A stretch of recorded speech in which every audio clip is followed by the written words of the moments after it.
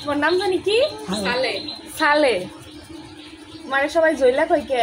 দাদা না দাদার নাম জয়লা তাই?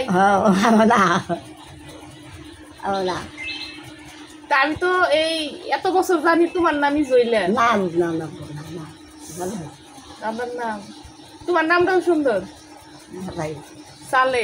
সেই ছোট্টবেলা থেকে একটি ভুল ধারণা নিয়ে এত বড় হওয়া আমি। ইনি সম্পর্কে আমার দাদি হয়, কিন্তু ইনার নাম আমি কোনোদিনও জানতাম না ইনার নাম কি। দাদার নাম ছিল ঝইলা, কিন্তু ইনাকে সবাই ঝইলা বলে ডাকতো। তো ছোটোবেলার থেকে আমি শুনে শুনে ভাবতাম ইনার নামই ঝইলা। হঠাৎ আজকে মনে হলো ইনাকে একটু ইনার নামটা জিজ্ঞেস করা মাত্রই বলে না এটা আমার নাম না, এটা তোমার দাদার নাম, আমার নাম সালে। আমি তো শুনে পুরাই অবাক যে সেই ছোটোবেলার থেকে জানা আমি যে তার নামই ঝইলা।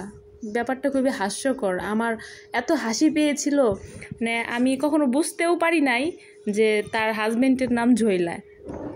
তো যাই হোক, ইনি আমাকে খুব ভালোবাসে সেই ছোটোবেলার থেকেই। আমি যখনই বাড়ি আসি উনি আমাকে দেখতে পেলে কিংবা বুঝতে পারলে যে আমি এসেছি, সঙ্গে সঙ্গে সে বাড়িতে চলে আসে আমার সাথে দেখা করার জন্য। তার জন্য অনেক অনেক ভালোবাসা ও দোয়া রইল, আপনারা সবাই তার জন্য দোয়া করবেন। যেহেতু তার অনেক বয়স হয়েছে, সে এখনও মাশাআল্লাহ অনেকটা সুস্থ, একা একা হাঁটাচলা করতে পারে। সে যেন সুস্থ থাকে, সবাই তার জন্য দোয়া করবেন। ভিডিও শুরুতে হয়তো লক্ষ্য করেছেন দাদির কথাগুলো একটু অস্পষ্ট, ক্লিয়ার না, ভালো বোঝা যায় না। আমিও ছোটোবেলায় এনার কথা বুঝতে পারতাম না, কিন্তু এনার সাথে থেকে এনার সাথে সঙ্গ দিয়ে এনার সব ভাষা এখন আমি বুঝতে পারি।